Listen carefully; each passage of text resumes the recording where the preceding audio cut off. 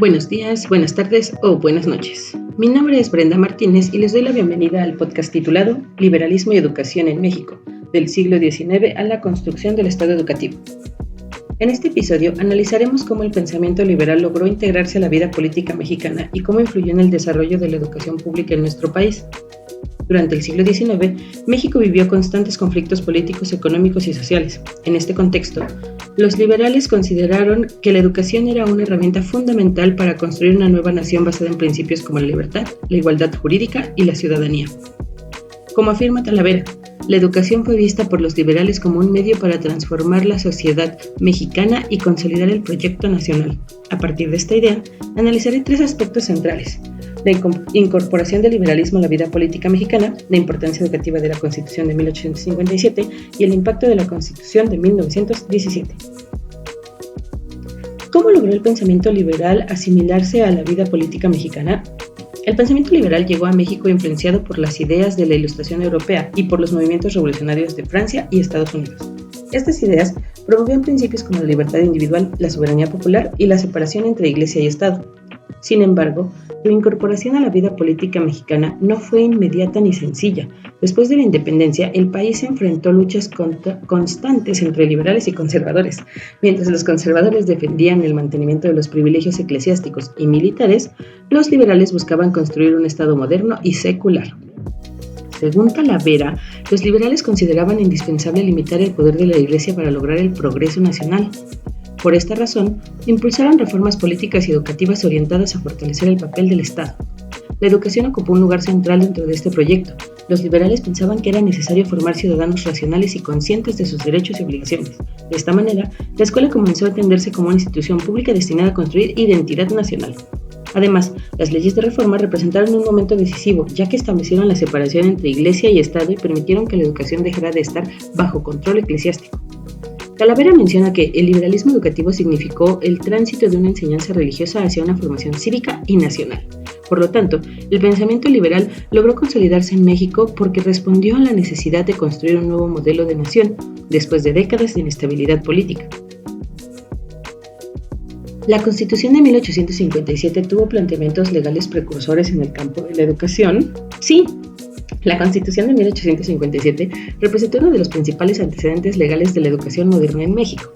Aunque esta Constitución no estableció todavía la obligatoriedad de la educación, sí incorporó principios fundamentales del liberalismo educativo, especialmente la libertad de enseñanza y la secularización del Estado. Talavera señala que la Constitución de 1857 buscó garantizar una educación libre de imposiciones religiosas. Este aspecto fue fundamental porque durante el periodo colonial la Iglesia había controlado gran parte de la enseñanza.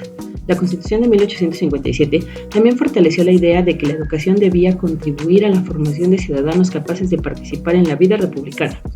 Esto significó un cambio importante, ya que anteriormente la educación estaba dirigida principalmente a ciertos grupos privilegiados. Sin embargo, aunque los planteamientos eran innovadores, su aplicación fue limitada debido a las guerras civiles, la falta de recursos y la oposición conservadora. De acuerdo con Talavera, las reformas educativas liberales enfrentaron numerosos obstáculos derivados de la inestabilidad política del país. A pesar de estas dificultades, la Constitución de 1857 sentó las bases jurídicas de la educación laica y permitió el desarrollo posterior del sistema educativo nacional. Pero entonces, ¿la Constitución de 1917 representó un avance o un retroceso educativo?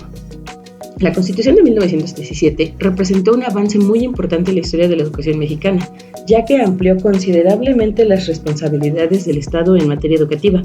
Después de la Revolución Mexicana, surgió la necesidad de responder a las demandas sociales de amplios sectores de la población, especialmente campesinos y trabajadores. En este contexto, la educación comenzó a entenderse como un derecho social. El artículo 3 constitucional estableció que la educación impartida por el Estado debería ser laica, gratuita y obligatoria. Según Meneses, la Constitución de 1917 transformó la educación en una función esencial del Estado mexicano. Esto significó un avance porque el acceso a la educación dejó de depender únicamente de las posibilidades económicas o de instituciones religiosas. Además, la educación comenzó a orientarse hacia la integración nacional y la justicia social. Meneses afirma que la escuela fue concebida como instrumento para unificar culturalmente al país. No obstante, también existieron limitaciones. Muchas regiones del país carecían de infraestructura escolar y persistían desigualdades sociales importantes.